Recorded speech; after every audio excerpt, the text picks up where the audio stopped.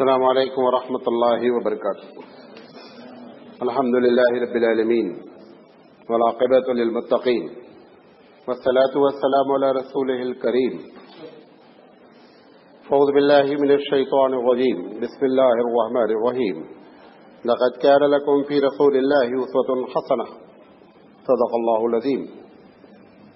محترم حضرات، یہ سیرت رسول اکرم صلی اللہ علیہ وسلم پر سلسلے وار پروگرام آپ لوگ سن رہے ہیں.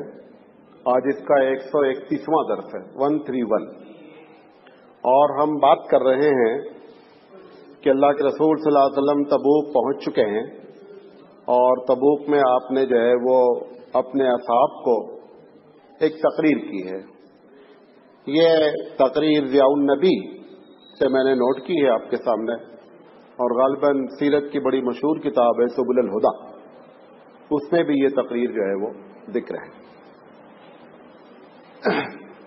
کل ہم نے اس کا ایک حصہ بیان کیا تھا آپ کے سامنے، آج ہم اس کا دوسرا حصہ بیان کرتے ہیں.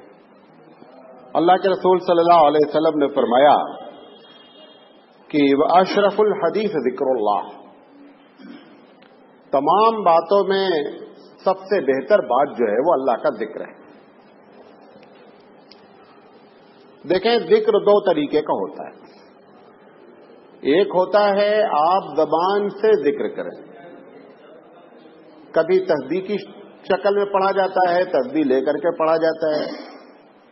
کبھی مسنون دعاؤں کی شکل میں ذکر کیا جاتا ہے، ٹوائلٹ جاتے ہوئے، مسجد داخل ہوتے ہوئے، نکلتے ہوئے. یہ سارا کا سارا کیا ہے؟ ذکر ہے. کبھی کچھ نہیں پڑھا جاتا ہے اور ذکر کیا جاتا ہے، اس کو کہتے ہیں ذکر بالقلب. مثال کے طور پر ایک آدمی کا ارادہ ہوا کہ اس سے مجھ کو انتقام لینا ہے. اچانک آپ کو یاد آیا کہ نہیں، یہ اللہ تعالیٰ کو پسند نہیں ہے، آپ نے اللہ کا ذکر کیا. یہ جو ذکر ہے یہ ذکر ہی اصل مطلوب ہے، کیونکہ اس ذکر میں آپ کو نہ وضو کرنا ہے اور نہ مصلی لے کے بیٹھنا ہے. وہ جو پہلا ذکر ہے وہ ذکر، اگر یہ ذکر انسان کے اندر آ جاتا ہے دوسرا والا، تو آدمی اندر سے بدل جاتا ہے. اگر دوسرا ذکر نہیں آتا ہے تو ہو سکتا ہے کہ ایک آدمی آپ کو دھوکہ لگے کہ صاحب بڑی تسبیح پڑھتا ہے لیکن دھوکہ دے رہا ہے. کیوں؟ کیونکہ دوسرا ذکر اس کو ہے نہیں، پہلا ہی ذکر ہے، زبان سے کر رہا ہے. وہ ہندی شاعر نے کہا ہے کہ کر کا مణیکا ڈال دے.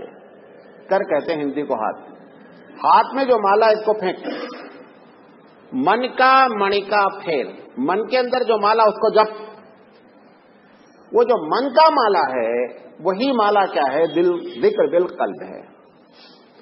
اللہ کے رسول صلی اللہ علیہ وسلم کے بارے میں آتا ہے یذکر کل احیان، کہ آپ 24 گھنٹے ذکر کرتے تھے. کیا کرتے تھے؟ 24 گھنٹے. 24 گھنٹے جو ذکر آپ سمجھ رہے ہیں کہ تسبیح پڑھنا اور زبان سے بولنا، وہ تو ممکن نہیں ہے. وہ 24 گھنٹہ کون سا ذکر ہے؟ وہ یہی ممکن ہے کہ ہر کام کے کرنے سے پہلے یہ سوچنا کہ اس میں اللہ کا کیا حکم ہے. یہ اگر ہماری عادت پڑ گئی تو ہم سب سے بڑے ذاکر ہیں. یہی بات یہاں اللہ کے رسول صلی اللہ علیہ وسلم نے فرمایا کہ دیکھو، جتنی باتیں آپ کرتے ہیں اس میں بہترین بات کیا ہے؟ اللہ کا ذکر ہے. تو ایک تو ہو گیا ذکر مسنون، ایک ہو گیا تسبیحات کے ذریعے ذکر، ایک ہر کام کے کرنے سے پہلے آپ یہاں کیوں آئے ہیں یہ آپ کو سوچنا ہے. ہم کیوں جا رہے ہیں پروگرام سننے؟ اگر اس لیے آ رہے ہیں کہ چلو مولانا صاحب کی تقریر میں بڑی معلومات ہوتی ہے، تو یہ ذکر اللہ نہیں ہوا. یہ ذکر اللہ نہیں ہے. ذکر اللہ یہ ہے کہ اللہ کی بات بیان کی جا رہی ہے، باتیں سنیں گے، اس پر عمل کرنے کی کوشش کریں گے. جب اس نیت سے آئیں گے تو ذکر اللہ ہوگا. دوسری نیت سے آئیں گے کہ مولانا صاحب کی تقریر سے بڑی معلومات ہوتی ہے، تو یہ ذہنی عیاشی ہے. کیا ہے؟ ذہنی عیاشی ہے. عیاشی کی الگ الگ قسمیں ہیں. اس میں سے ایک قسم یہ ہے، بعض لوگ دیکھو انگریزی نہیں جانتے ہیں، انگریزی پیپر بڑے غور سے دیکھ رہے ہیں، وہ تصویر پڑھ رہے ہیں، پیپر نہیں پڑھ رہے ہیں، وہ تصویر پڑھتے ہیں. وہ ذہنی عیاشی کی ایک قسم ہے، اور اتنا غور سے پڑھیں گے کہ آپ کو حیرت ہوگی. لگے گا کہ master in English and he don't know the alphabet also. تو یہ ذہنی عیاشی، ایسے ہی پروگرام کی ذہنی عیاشی ہوتی ہے.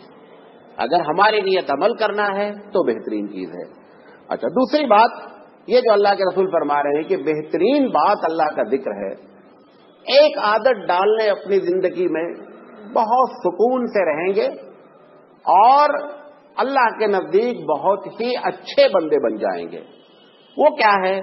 جب کوئی کام کرنا ہو یا جب کوئی زبان کھولنی ہو، ایک مرتبہ یہ ضرور سوچیں ہم یہ بات کیوں کرنا چاہ رہے ہیں، ان کے بارے میں ہم ان سے بات کرنا چاہ رہے ہیں، کیوں کرنا چاہ رہے ہیں، کیا وجہ ہے اس کی ان کے بارے میں ان کو بتانے کی. اگر یہ سوچنا شروع کر دیں آپ، 50% آپ کی بات کٹ ہو جائے گی. نہیں کر سکتے، اب ضرورت ہی نہیں ہے. یہ جو ہمارے بزرگان دین ہیں وہ یہی کرتے تھے. بات کرنے سے پہلے یہ سوچنا ہے ہم کو میں یہ بات کیوں کر رہا ہوں، چاہے بیوی سے کرنی ہو، چاہے بھائی سے کرنی ہو، چاہے دوست سے کرنی ہو، کسی سے بھی کرنی ہے، یہ بات ہم کیوں کر رہے ہیں، کیا وہ اس کے پیچھے راز ہے. اگر جواب شرعی ہے تو صحیح ہے، ورنہ خاموش ہے. اسی بات کو اللہ کے رسول کہہ رہے ہیں کہ بہترین بات اللہ کی بات ہے. یعنی اللہ کو آپ نے یاد کیا، اپنی بات بند کر دیا. اسی طرح ایک کام کرتے ہیں، کوئی بھی کام کرنے جا رہے ہیں، یہ کام ہم کیوں کرنے جا رہے ہیں، کیا وجہ اس کے پیچھے ہے. بہت سے لوگ بیچارے بہت اچھے کام کرتے ہیں لیکن نیت نہ ہونے کی وجہ سے کوئی ثواب ہی نہیں ملتا ہے. بعض لوگوں کی عادت ہے، ایک مثال دے رہا ہوں، بعض لوگوں کی عادت ہے کہ وہ لنگی ٹکنے کے اوپر باندھنے کی عادت ہے. یہ سمجھ کر بندہ کبھی نہیں باندھ رہا ہے یہ سنت رسول ہے، عادت ہے اس کی، ثواب نہیں ملتا ہے، ثواب نہیں ملتا ہے.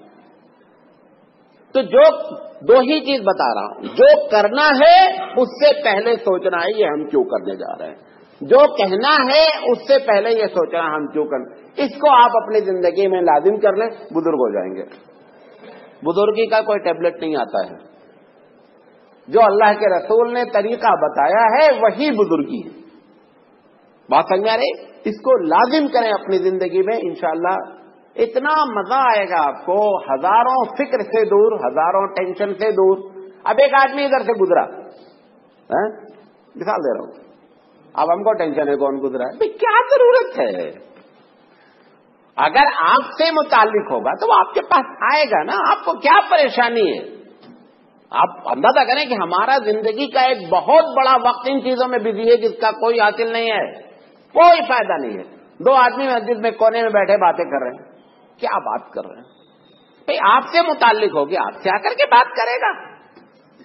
اب ہم اس فکر میں دیوانے ہیں، یہ دونوں بیٹھ کے وہاں بات کیا کر رہے ہیں، ساری انرجی اس میں لگا رہے ہیں، بے مطلب کی انرجی. ایس ایم ایس آیا ہے، دوسرا آدمی بیٹھا ہوا ہے، اب اس کو فکر ہے یہ ایس ایم ایس کیا آیا ہے، گناہ بے لذت. یہ چیزیں ہیں، یہی چیزیں ہیں جس کو حدیث میں قرآن میں کہا تھا لا یعنی باتوں کو چھوڑ دینا، بیکار کی باتوں کو چھوڑ دینا، بندہ بزرگ ہو جاتا ہے. اور اس کے چھوڑنے میں کون یاد آئے گا تو چھوٹے گا؟ اللہ. جب تک اللہ نہیں یاد آئے گا تب تک کوئی مائی کا لال چھوڑا نہیں سکتا، کہ کوئی آج تک پولیس ڈپارٹمنٹ ایسا نہیں ہے جو ان چیزوں پر کنٹرول کر سکے. وہ صرف اور صرف پروردگار عالم کا ہی راڈار ہے.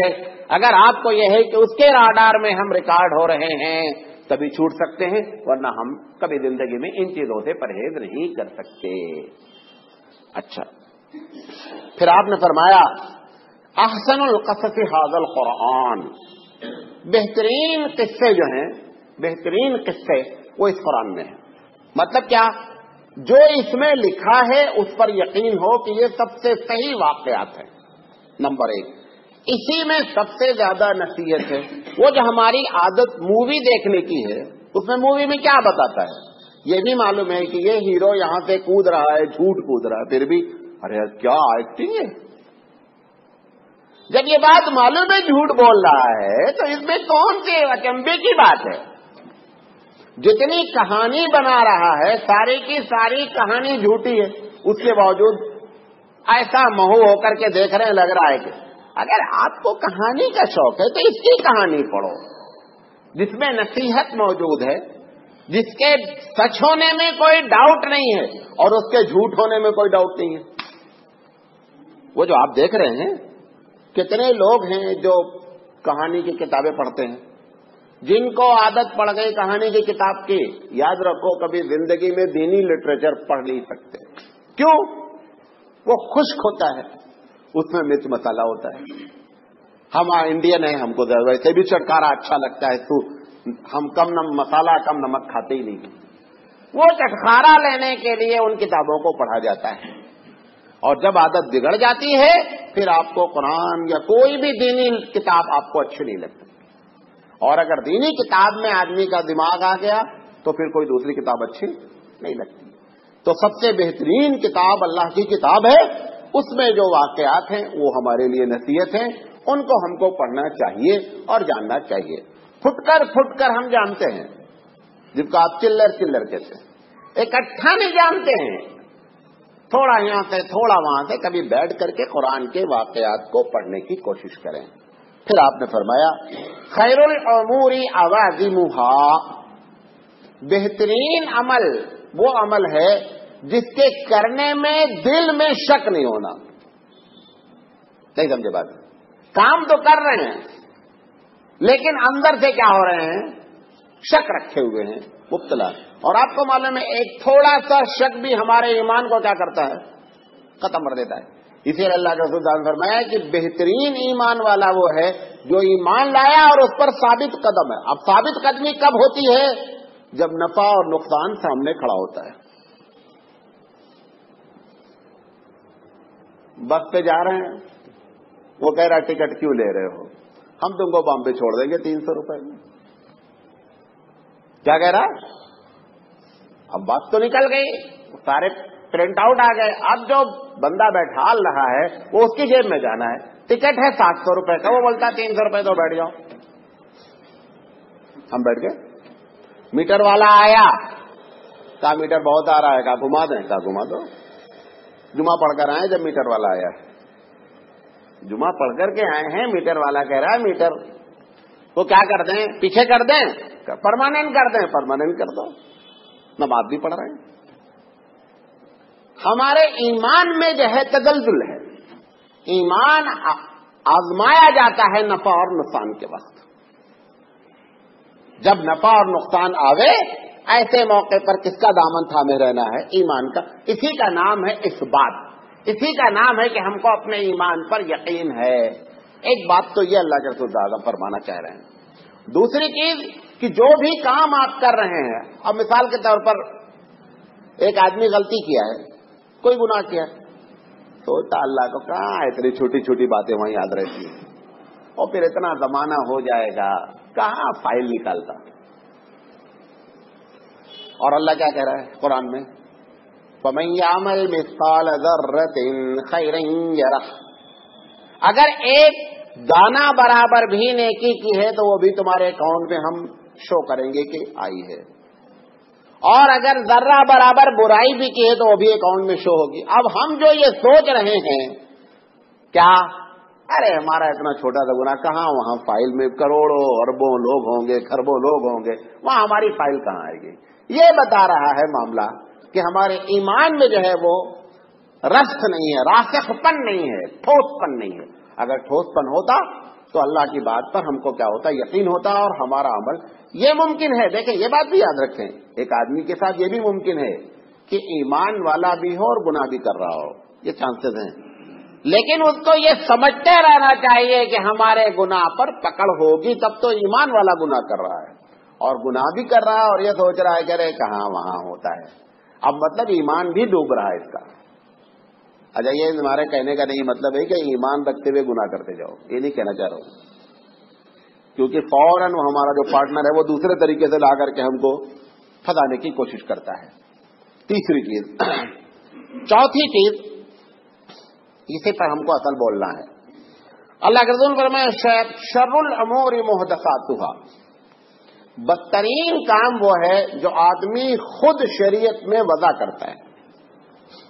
بدترین کام وہ کام ہے کہ جو آدمی دین میں اپنی مرضی سے داخل کرتا ہے۔ اب 11ویں آ رہی ہے، آ گئی ہے شاید یا آ رہی ہوگی، اب تو ہر مہینے 11ویں ہوتی ہے۔ ہو سکتا ہے کوئی آدمی آپ سے گفتگو کرے، بولے صاحب فلاں عالم کرتے ہیں، فلاں بزرگ کرتے ہیں۔ دیکھیں ایک بات، اپنی کچھ چیزوں کو اپنی زندگی میں ہم کو بطور پالیسی کے طے کرنا ہے۔ جب تک پالیسی کے لحاظ سے زندگی کو نہیں طے کریں گے، ہم مولانا لوگ آپ کو نچا کے ماریں گے۔ اس کی وجہ ہے جب مذہب کا تعلق پیٹ سے جڑ جاتا ہے نا، تو پیٹ ہمارا مقدم ہوتا ہے، ہم اس کے تحت آپ کو نچاتے رہتے ہیں۔ اگر آخرت ہمارے دماغ میں ہو کہ آخرت میں ہم کو کیا جواب دینا ہے، تب ہم آپ کے سامنے صحیح صحیح باتیں کریں گے۔ لیکن اب چونکہ ان سب چیزوں کا تعلق کس سے جڑ گیا ہے؟ پیٹ۔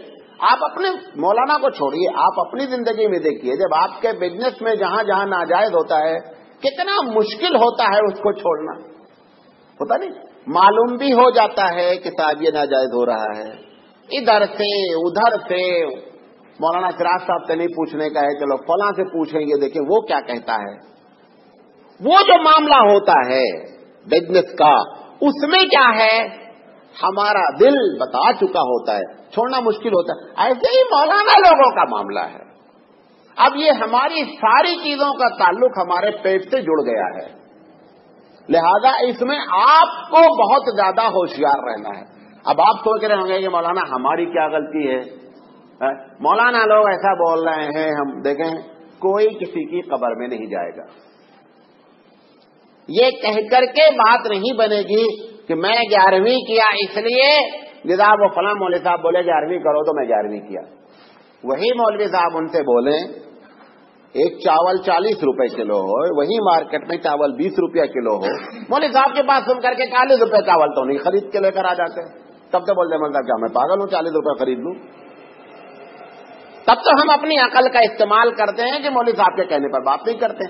ایسے ہی یہاں پر بھی عقل کا استعمال کرنا ہے۔ وہ عقل کا استعمال کیا ہے؟ یقینی بات ہے جاہل بھی لوگ ہیں، کم پڑھے لکھے لوگ ہیں، سارے لوگ پڑھے لکھے نہیں ہیں۔ اس کا ایک چھوٹا سا فارمولہ ہے وہ عقل کا۔ جو کام ہم کو کرانے کی بات کہی جا رہی ہے ان سے آپ 2 سوال کریں۔ پہلا سوال، یہ کام اللہ کے رسول نے کیا ہے یا نہیں، نمبر 1۔ نمبر 2، یہ کام ہمارے صحابہ میں سے کس نے کیا ہے؟ یہ 2 کے سوال آپ کو ہر حال میں ہر اس عمل پر کرنا ہے جو آپ کو نیا نظر آئے۔ جب تک یہ 2 سوال آپ نہیں کریں گے آپ بچ نہیں سکتے۔ بہت لوگ کرتے ہیں، ہو سکتا ہے نا دلیل دیتے ہیں لوگ کیا بیوقوف ہیں۔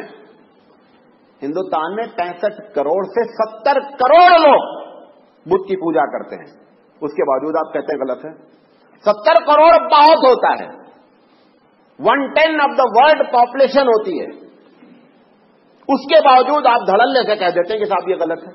لہذا یہ کوئی دلیل نہیں ہوئی کہ بہت لوگ کرتے ہیں، بہت لوگ کرتے ہیں تو بت کی پوجا بھی کرنا چاہیے۔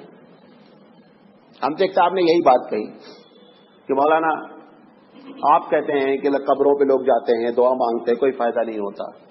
ہندوستان، پاکستان اور بنگلہ دیش یہ ملا کر کے اندازہ یہ ہے کہ 35 سے 36 کروڑ لوگ قبروں پہ جاتے ہیں۔ کتنے؟ 35 سے 36 کروڑ لوگ ہیں جو کسی نہ کسی قبر سے کیا ہیں، ریلیٹڈ ہیں۔ وہ کہتے ہیں مولانا 36 کروڑ لوگ بیوقوف ہیں کیا؟ آپ ہوشیار ہیں؟ ٹھیک ہے، بیوقوف نہیں ہیں۔ 36 کروڑ کے مقابلے میں 75 کروڑ بیوقوف ہے کیا؟ بھائی اگر یہ 36 کروڑ صحیح ہے تو 75 کروڑ کو بھی کیا ہونا چاہیے؟ صحیح ہونا چاہیے۔ 75 کروڑ 36 کروڑ کا دگنا ہوتا ہے۔ وہ 75 کروڑ کو آپ غلط کہہ رہے ہیں۔ اگر یہی اصول ہے کہ 36 کروڑ غلطی نہیں کر سکتے تو 75 کروڑ بداجولا غلطی نہیں کر سکتے، ان کی بات بھی صحیح ہونی چاہیے۔ آج اب سوال یہ ہے کہ فائدہ ہوا ہے، فائدہ وہاں بھی ہوا ہے۔ بھائی وہ جو 75 کروڑ جا رہا ہے سونے کی कुर्सी बना करके वो मंदिर को क्या कर रहा है, गिफ्ट कर रहा है, बगैर फायदे को तो नहीं कर रहा है, फायदा तो हुआ है उसका। तुम जो 10 पैसे की चादर चढ़ा रहे हो उसके मुकाबले में वो 10 करोड़ की कुर्सी चढ़ा रहा है, वहां फायदा दोनों को हुआ है। फायदा, नफा और नुकसान की दलील नहीं है, ये बात नोट कर लें जिंदगी में। फायदा अगर नफा और नुकसान की दलील है तो चादर भी सही है, सोने की कुर्सी भी सही है, दोनों को सही मानना ही पड़ेगा। तादाद अगर सही है तो 75 करोड़ को भी सही मानना पड़ेगा, 36 करोड़ का भी सही मानना पड़ेगा। तीसरी दलील, इतने बड़े बड़े उलमा मौलाना जो है वो 11वीं करते हैं, क्या गलत है? ये बताओ दुनिया का कौन सा गलत काम ऐसा है जिसमें उलमा नहीं है? हुजूर सल्लल्लाहु अलैहि वसल्लम को आखिरी नबी जो नहीं मानता, गुलाम अहमद कादियानी छोटा बड़ा आलिम है, वो हम कहते हैं तो हवा में उड़ा देता है, पता भी नहीं चलते कहां खड़े हैं, छोटा मोटा आदमी नहीं है। किस बातिल फिरके के पास छोटा आदमी है? आप बताइए, कोई बातिल फिरका दुनिया में बताइए, क्योंकि जाहिल आदमी किसी भी बातिल फिरके तहरीक को लेकर खड़ा ही नहीं हो सकता। खड़े होने के लिए क्या चाहिए? इल्म चाहिए, जो लोगों के सामने अपनी बात करे और लोगों को अपनी बात मनवाए। अल्लाह के रसूल से ज्यादा सही बात कौन कह सकता है? उसके मुकाबले में मुसैलमा कद्दाब खड़ा हुआ और 20,000 लोग मुसैलमा कद्दाब के पीछे हो गए। हुजूर की अभी जिंदगी की बात है, 20,000 लोग मुसैलमा कद्दाब के पीछे मानने वाले हो गए, वो भी बहुत बड़ा अपने आप को कहता है। ये तीसरी दलील दे रहा हूं। वो लोग कहते हैं ना इतने बड़े बड़े उलमा, क्या उनके समझ में नहीं आता? हर बातिल के पास बड़े आलिम ही होते हैं, कोई छोटा आलिम बातिल तहरीक चलाता ही नहीं है। हर तहरीक के चलाने वाले चाहे वो सच हो और चाहे बातिल हो, होता कौन है? ऊंचे लोग होते हैं। लिहाजा ये दलाइल कोई दलाइल नहीं है। दलाइल अल्लाह के रसूल सल्लल्लाहु अलैहि वसल्लम की जाते गिरामी है, जो आपको 2 जुमले में बयान कर दिया। जिस काम को करना है इसको अल्लाह के रसूल ने किया है, करने के लिए कहा है, किया है या करने के लिए कहा है, या हुजूर के जमाने में किया गया और आपने शांति अख्तियार की, खामोशी अख्तियार की, ये तीनों में से कोई चीज है तब तो ठीक है।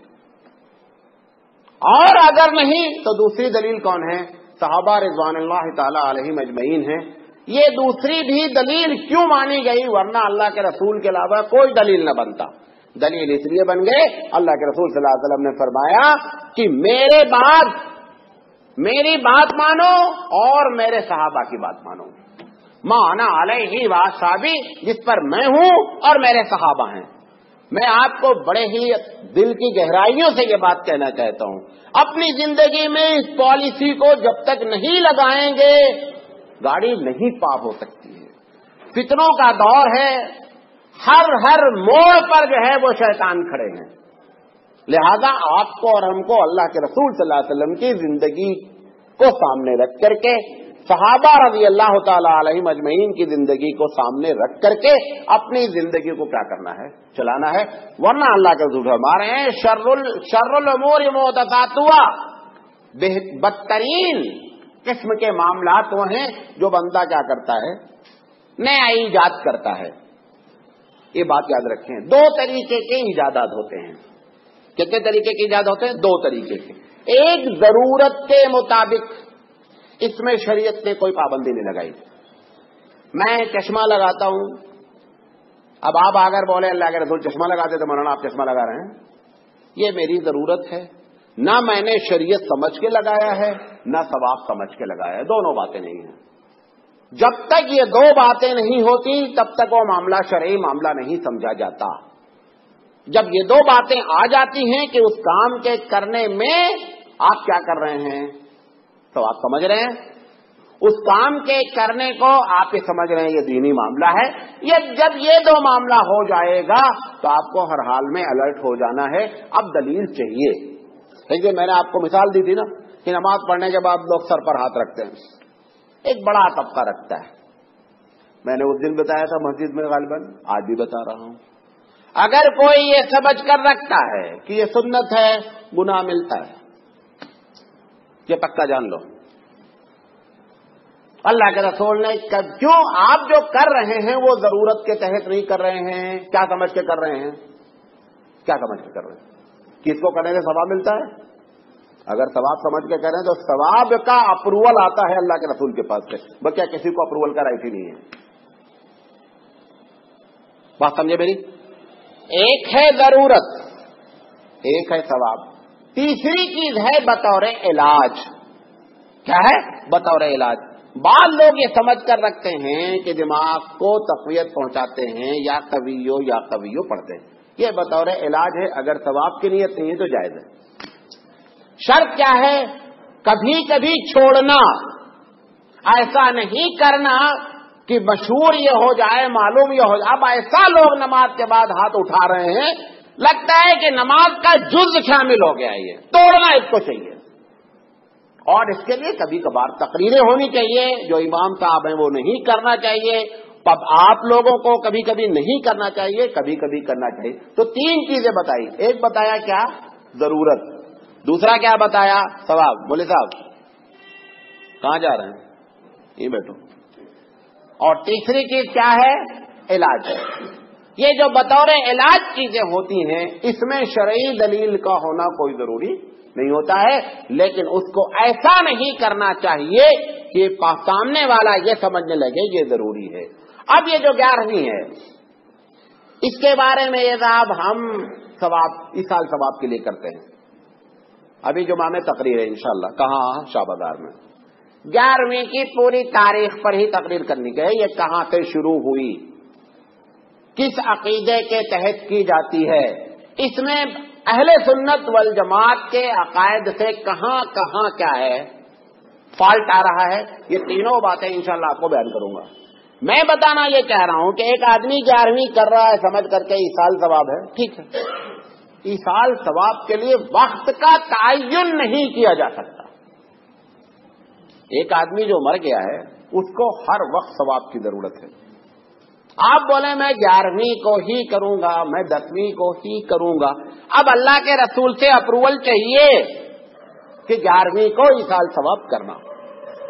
آپ جس وقت ابھی یہاں بیٹھے ہیں، بیٹھے بیٹھے ایک آدمی کو اللہ پڑھ رہا ہے، عبد القادر جیلانی علیہ الرحمہ کو ثواب پہنچے تو کوئی بات نہیں، ٹھیک ہے، پہنچاتے رہیے، 24 گھنٹہ پہنچے، نہیں 11ویں کو ہی پہنچائیں گے، یہ نہیں کر سکتے۔ جیسے ہی آپ ٹائم فکس کرتے ہیں، اس ٹائم فکسنگ اللہ کے رسول سے آنی چاہیے، بس کیا اس کا کوئی علاج نہیں ہے۔ لہذا یہ ساری باتیں جو اللہ کے رسول کہنا چاہ رہے ہیں، وہ یہی کہنا چاہ رہے ہیں کہ اپنی زندگی میں نیا کام نہیں اختیار کرو۔ اچھا ایک بات آپ کو اور بتائیں، بڑی مزے کی، پریکٹیکلی آپ دیکھیں، جب جب دنیا نے شریعت میں نیا کام ایجاد کیا، ہو سکتا ہے شروع میں بڑے خلوص کے ساتھ استعمال ہوا ہو، بہت ہی شرعی لحاظ سے اس میں کوئی قباحت نہ ہو، لیکن جیسے جیسے دن بڑھتا جائے گا اس کے اندر ساری شریعت کی وہ چیزیں جو شریعت نے منع کیا وہ داخل ہوتی چلی جائیں گی۔ عید میلاد النبی، اللہ کے رسول کی پیدائش پر خوش ہونا ایک اچھی چیز ہے، کوئی مسئلہ نہیں۔ اب نتیجہ کیا نکلا؟ وہ ڈھولک بھی بجنا ہے، ڈانس بھی ہونا ہے، عورت مرد مل کر کے بھی نکلنا ہے، اور سب سے بڑا جو مسئلہ ہے نماز ہوتی رہنا ہے اور عید میلاد النبی کا جلوس چالو رہنا ہے۔ یہ کبھی بھی آپ دیکھیں جمعہ کب سے چالو ہے؟ پہلا جمعہ، فرسٹ جمعہ اللہ کے رسول نے پڑھا ہجرت کے موقع پر مسجد قباء میں، آج تک جمعہ پڑھا جا رہا، کوئی خرافات، نہ ڈھولک بجتا ہے، نہ ڈانس ہوتا ہے، نہ ناچ۔ کیوں؟ کیونکہ وہ سنت سے ثابت ہے، لہذا اللہ اس کی حفاظت کرتا ہے۔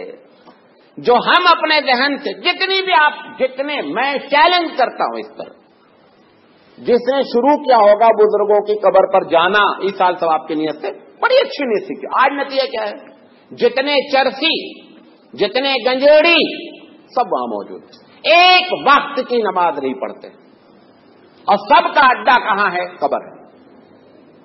کیوں؟ دونوں چیز وہاں ہے، عورت بھی ہے، پیسہ بھی ہے، اور یہی دو زندگی کا ایک اہم مقصد میں سے مقصد ہے، دونوں چیزیں وہاں مہیا ہے، لہذا اب نماز روزہ کرنے کی کوئی ضرورت نہیں ہے۔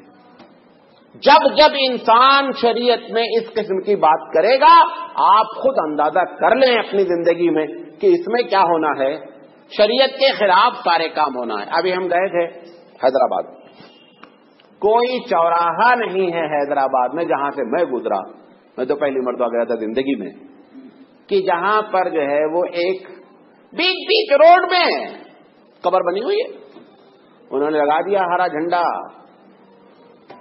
फूल चढ़ा दिया, सड़ रहे हैं फूल, लोग आ रहे हैं, जा रहे हैं, चूम रहे हैं, चाट रहे हैं, पूरे शहर का ये माहौल है।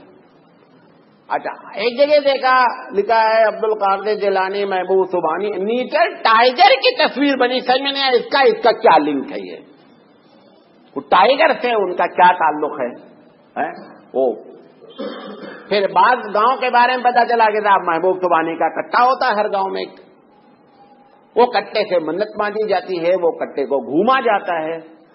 ये सारी चीजें, मैं इन सब चीजों को नाजायज, मैं कोई मुफ्ती थोड़े हूं, मैं क्यों बोलूं, लेकिन मैं ये जरूर बता रहा हूं, जितनी चीजें आप ऐसी इजाद करते हैं, पहले शरीयत की धज्जियां उड़ाई जाती हैं, तब ये चीजें इजाद होती हैं। क्यों? अल्लाह के रसूल सल्लल्लाहु अलैहि वसल्लम ने फरमाया, नहीं यह हदीस नहीं है, ये किसी सहाबी का कौल है कि जब एक बिदअत आती है तो पहले सुन्नत को क्या करती है? खाली करती है। जैसे गिलास है, आपको पानी डालना है गिलास में या बॉटल में पानी डालें, उसमें गैस भरी हुई है, गैस जब तक निकलेगी नहीं तब तक पानी जाएगा नहीं। ऐसा मुमकिन नहीं कि हवा भी भरी रहे पानी भी भरा रहे, एक को खाली होना है तो दूसरा अपनी जगह लेना है। ऐसे ही शरीयत के सारे कॉलम फुल है। अब एक चीज आप 11वीं दाखिल कर रहे हैं तो एक सुन्नत को वहां से पहले निकालना पड़ा, क्योंकि जगह है नहीं वहां। वो सुन्नत जब निकलती है तब एक बिदअत आकर के क्या करती है? जगह लेती है। और ऐसी ऐसी दलीलें, अभी मैं 4-5 किताबें 11वीं पे मंगाया हूं, छोटी मोटी बड़ी मोटी सब आई हैं। यानी हैरत होती है कि पढ़े लिखे हैं लोग, माशाअल्लाह फारिग हैं, कोई तुक ही नहीं, सब 11वीं साबित हो रही है। अरे कोई बात करो भाई, कुरान हदीस से, और ऊपर रेटिंग कुरान, नीचे कुछ नहीं, एक आयत रही भाई। कुरान को सबसे ज्यादा किसने समझा है? अल्लाह के रसूल ने। सबसे पहले अल्लाह के रसूल को 11वीं कर दी थी। ये तो आप लोगों को अभी मालूम भी नहीं है, ये राज उस दिन खोलेंगे, क्या कहते हैं, जुमा में। हम भी समझते रहे कि अब्दुल कादिर जिलानी रहमतुल्लाह अलैह की पैदाइश या कुछ है, वो चक्कर ही नहीं है, दूसरा चक्कर है इसके पीछे, समझे? तो ये सारी चीजें आप अपनी जिंदगी में दलाइल तलाश करें, अल्लाह और रसूल सल्लल्लाहु अलैहि वसल्लम को और सहाबा को। बिदअत का जो सबसे बड़ा नुकसान होता है वो समझ लें, बिदअती कभी तौबा नहीं करता, हदीस है, बिदअती कभी तौबा नहीं करता। क्यों? जिस आदमी ने ये समझकर किया है कि ये काम अच्छा है, वो तौबा क्यों करेगा? आपने ईशा की नमाज पढ़ी, बैठ के तौबा करेंगे अल्लाह बहुत गलती हो गई, ईशा की नमाज पढ़ा, क्यों तौबा करेंगे? नहीं करेंगे, क्योंकि आपको मालूम है जो ईशा की नमाज पढ़ी वो फर्ज है, वो हमारे लिए अच्छी चीज है, हम कभी तौबा नहीं करेंगे। ऐसे ही वो आदमी जो चादर चढ़ा रहा है, उसने ये समझकर चढ़ाया है कि अच्छा काम, वो कभी जिंदगी में तौबा नहीं कर सकता है। और इन सब की एक और भी पहचान है, ये जितने काम करने वाले होंगे 90% अल्हम्दुलिल्लाह नमाज से कोरे होंगे। अपने अपने मोहल्ले में देख लो, जितना बड़ा झंडा लगा घर पे है उतना ज्यादा घर में बेनमाजी मौजूद है, जितना बड़ा झंडा उतने ज्यादा बेनमाजी घर में मौजूद। मोहब्बत झंडे में, यहां नमाज छोड़ना है टोटल पूरे घर वालों को, ये खुद मालूम होता है। हमारे यहाँ गांव में एक साहब थे, वो कहते थे कि देखो सिराज साहब, जितने लोग अपने आप को बहुत ज्यादा सुन्नी कहते हैं, उनके लिए 2 चीजें हैं, जाहिल होना नंबर 1। आप भी अपने मोहल्ले में देख लें, जो अपने आप को बहुत बड़ा सुन्नी बन रहा है, वो उतना बड़ा क्या है, वो जाहिल होगा। वो तो एक आलिम ने बाकायदा तकरीर की, मैंने भी सुनी, उन्होंने कहा अल्लाह का फजल है कि लोग पढ़े लिखे नहीं, वरना देवबंदी हो जाए। तकरीर में कह रहा है कि अल्लाह का फजल है कि लोग पढ़े लिखे नहीं हैं, वरना लोग देवबंदी हो जाए। मतलब क्या? इल्म है जो आदमी को सही रास्ता दिखलाता है, क्योंकि इल्म की शान क्या है? अंधेरे को छांटना